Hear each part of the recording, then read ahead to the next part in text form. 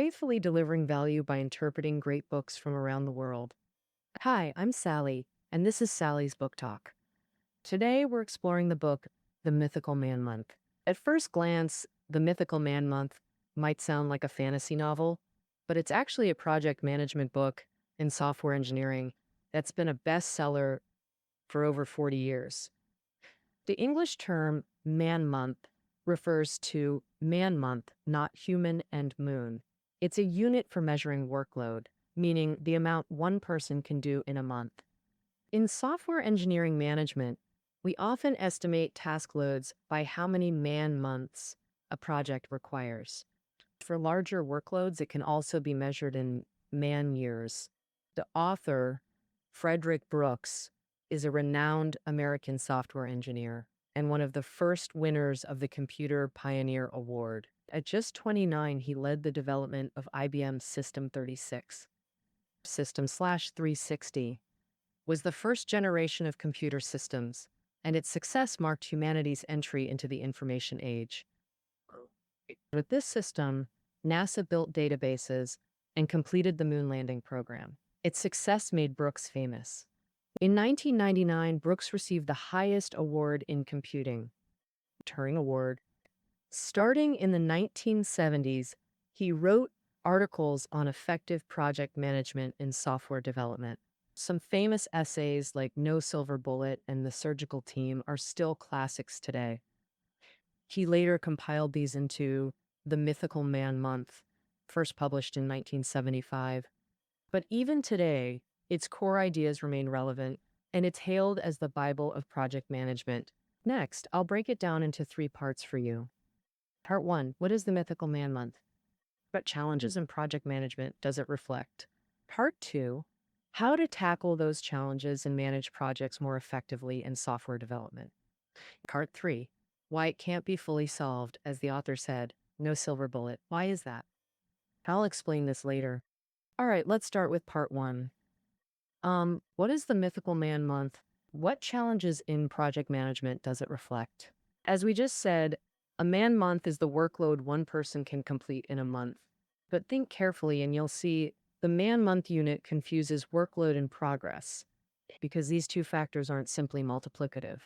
The author vividly illustrates this with a pregnancy example. One woman takes 10 months to have a baby. So, to speed things up, could 10 women have the baby in 1 month? Obviously not. Similarly, many software managers hope adding people will speed up progress. For example, a 10-man-month project would take one person 10 months to finish. The manager wants it done in 1 month. So, he thinks adding 9 more people would let 10 finish it in 1 month. But reality doesn't work that way. Because software tasks often depend on each other, one must finish before another starts. New people can't immediately take on later work, so speeding up by adding staff is just a myth. The Mythical Man-Month reflects challenges in software project management. Managers, being blindly optimistic, underestimate difficulties and use flawed calculations for workload and deadlines, ignoring details. This has a huge overall impact, likely causing project delays. Well, for instance, many critical path tasks can't be split and must be done by one person. Even when work can be split, doing it alone versus with many people differs. Working alone needs little communication. They can do as they please. But with more people, continuous communication is needed to understand each other's habits and tasks. Only then can these people unite and collaborate towards the same goal, which takes lots of time for meetings and communication. Thus, new employees might need training, further extending the project timeline. Another example, most R&D and software designers love chasing new things. They get excited about new tech and want to experiment with it in current projects. But these new technologies may be completely unrelated to the current project. So the current project becomes their testing ground. Since they can't grasp the new tech's reliability or implementation details, problems can't be solved immediately. Time gets spent troubleshooting, which extends the timeline.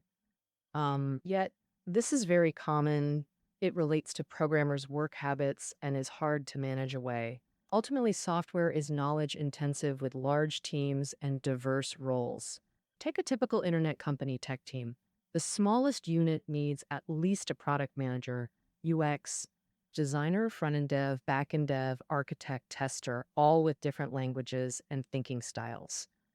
Turning such a group into an effective team requires smooth communication, which needs a breaking in period.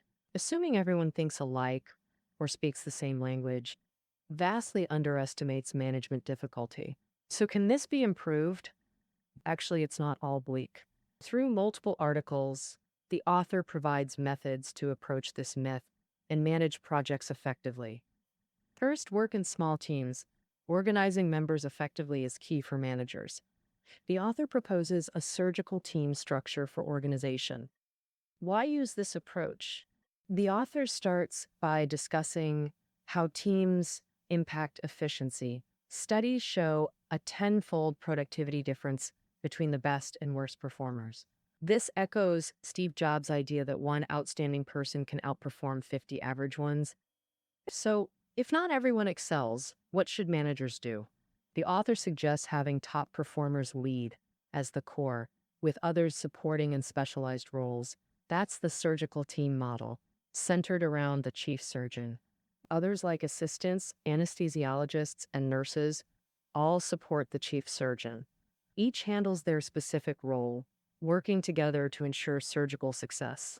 Applied to software, the chief programmer or architect acts as the surgeon. The manager serves as assistant, while others handle unit coding, testing, documentation, tool development, and technical support. And even in large projects, dividing teams into surgical style units by function boosts efficiency. Secondly, effective communication includes documenting calls, holding regular progress meetings, and sharing data feedback, all standard practices. But beyond these, the author emphasizes two more: using product documentation and hands on mentoring. Product documentation captures all details: requirements, timelines, budgets, staffing in one system. It's a product manager's indispensable communication tool. Good documentation helps everyone organize thoughts and collaborate effectively. Larger teams especially need to leverage this tool. Today, numerous tools exist like mind maps and collaborative online editors.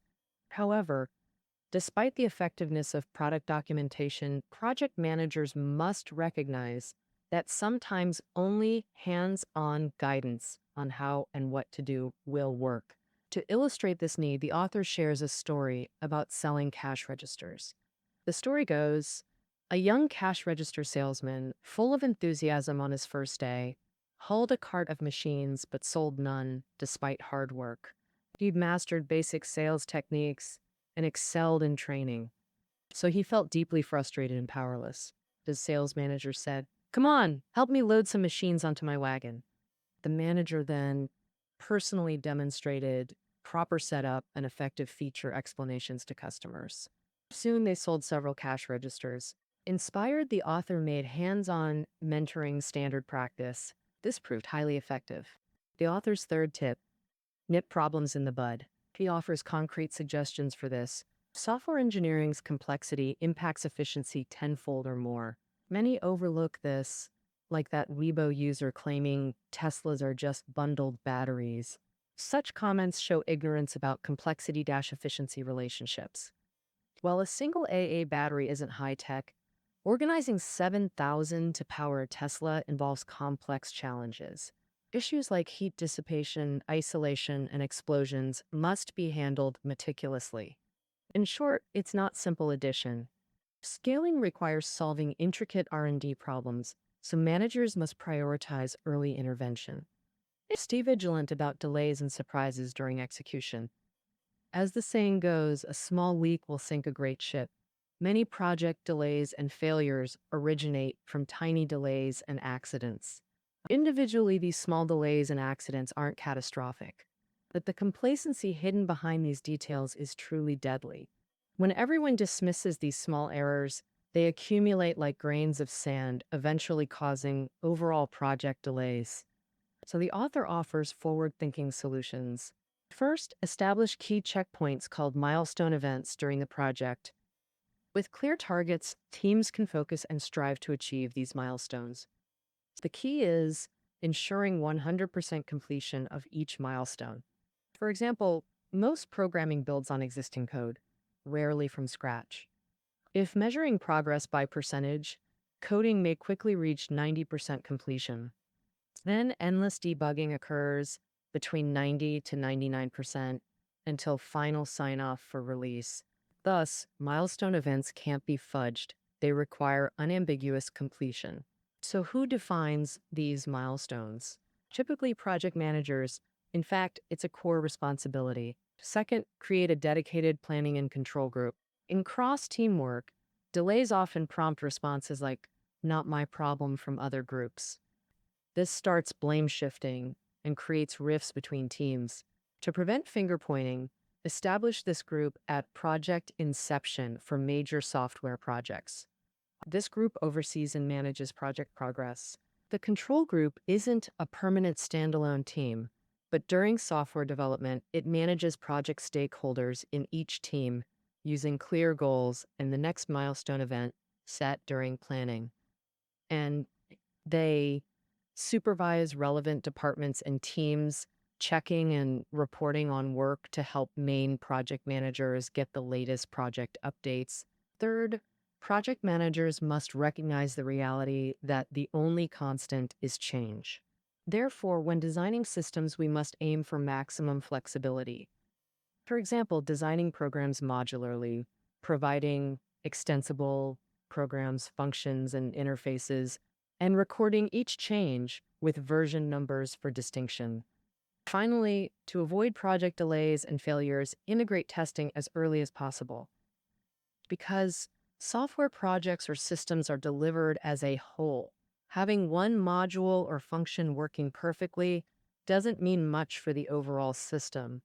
Only by integrating quickly and seeing the overall test results and system response can we understand the current project status and know how to improve and proceed with the next steps. All right, that covers the content of part 2. Small teams make our communication more efficient. Documentation, meetings, and hands-on mentoring extend our communication, combined with a vigilant project management mindset. This can solve most problems in the Mythical Man-Month dilemma.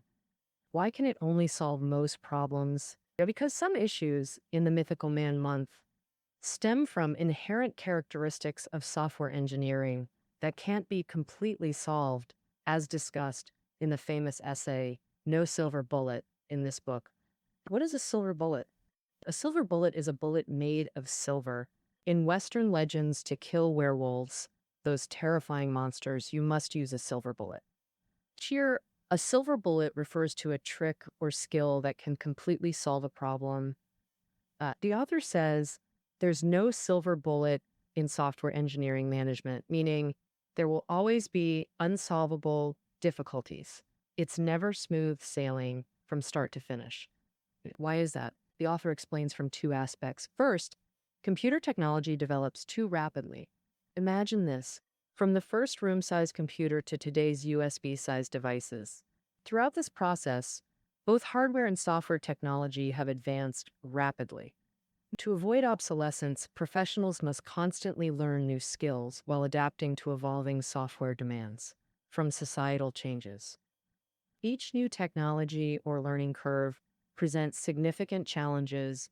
Secondly, inherent characteristics of software development constrain progress. The author summarizes these as complexity, consistency, changeability, and invisibility.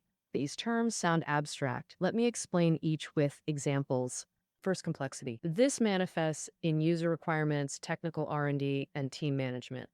So, software requirements themselves are inherently complex. For example, users often can't clearly describe what they want in a software product. Most just say, "I want an app," or "build me a new financial system." But truly understanding user needs and meticulously clarifying those requirements for architects and developers, that's complex. The entire process is highly intricate, It involves numerous roles: business analysts, product managers, designers, architects, engineers, each adding layers. Organizing these individuals or multiple teams into a collaborative unit to deliver a complete system is another major challenge. This brings us to the second complexity: organizational management. This challenge isn't unique to software, it exists across business domains. The third manifestation is computing's inherent complexity. OS, compilers, drivers, networks, databases, all intricate systems. A single project involves multiple software activities requiring access permissions, network coordination, and countless details. So you see requirement complexity, organizational complexity, technical complexity. These form software engineering's fundamental, unavoidable challenges. So, how should we understand changeability? It simply means change. In software engineering, every step and every moment involves change. Now, programmers constantly complain about product managers changing requirements before they finish coding. Product managers face endless requests from operations teams who receive user complaints and suggestions.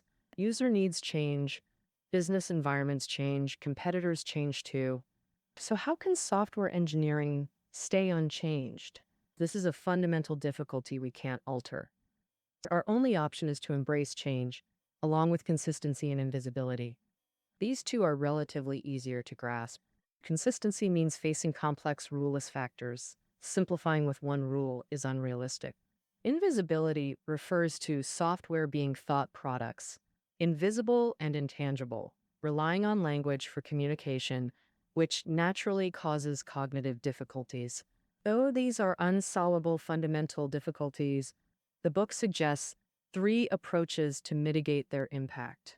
First, adopt new technologies, those dramatically improving development efficiency. For example, high-level languages reduce 10-line commands to 1 or 2 lines. Instead of hardware-level details, we now focus on problem abstraction and expression. High-level languages greatly boost development efficiency. Another example, AI and expert systems. The latter involve programming rule sets. These rules are based on domain experts' knowledge and experience. They reason and judge inputs to simulate human expert decision-making. Like Taobao's product recommendations, their engine is an expert system. AI can be seen as advanced expert systems. Recent decades of data accumulation enable repeated computer training for AI development, showing how data fuels new technology. The second suggestion is rapid prototyping followed by incremental development. Here, prototype refers to a product prototype in software, a system with 1 or 2 core functionalities. Take ride-hailing apps. They include taxi booking, carpooling, premium rides, and more. But the initial prototype's essential function is simple. Users tap once to request a ride, and the system dispatches a vehicle. Once this core functionality works on one screen, the prototype is complete. Then more features can be added. Phase 2 might add driver acceptance and in-app payments. Phase 3 adds premium rides, gradually building on the original prototype.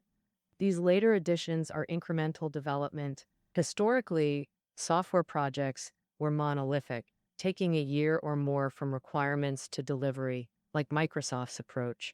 For example, Windows XP to 7 took 8 years. Office updates came every few years. This method was complex, high risk, and costly. So the author proposes quickly building a prototype based on customer needs. Release version 1.0. First, let core users test it, gather feedback, then iterate with 1.1, 1.2 updates. Or when adding major features, launch version 2.0, growing the product rapidly yet systematically. This is how most mobile apps now operate. Benefits include frequent deliveries, boosting team morale while capturing user feedback. The third suggestion, talent. The author stresses exceptional designers' importance. Software is fundamentally creative. Human elements determine success. The saying "people make things happen" fits the software industry perfectly. This is well reflected by how labor costs dominate in a typical software company. An outstanding designer can be worth 10 or even 100 times more. So start hunting for top talent and give them the best treatment. All right, we've covered most of today's content. Let's review and summarize this book. The author first introduced the concept of the Mythical Man-Month and the dilemmas in project management, then explained that while the Mythical Man-Month is unattainable, it can be approached through methods to help developers manage projects effectively. So why is the Mythical Man-Month unattainable? Why can project management and software engineering never be smooth sailing? On one hand, it's because computer tech evolves so fast. People must constantly update their knowledge and skills. On the other hand, it comes from the inherent nature of software development itself. And thus, the author made the no silver bullet claim and offered targeted suggestions to improve things. Adopt new technologies, rapidly prototype, and hire exceptional talent. As the author put it, software engineering might be humanity's most intricate creation, and its complexity keeps growing. All we can do is keep learning new tech and exploring better management methods. All right, that wraps up our take on the Mythical Man Month. Notes are below the audio. See you tomorrow.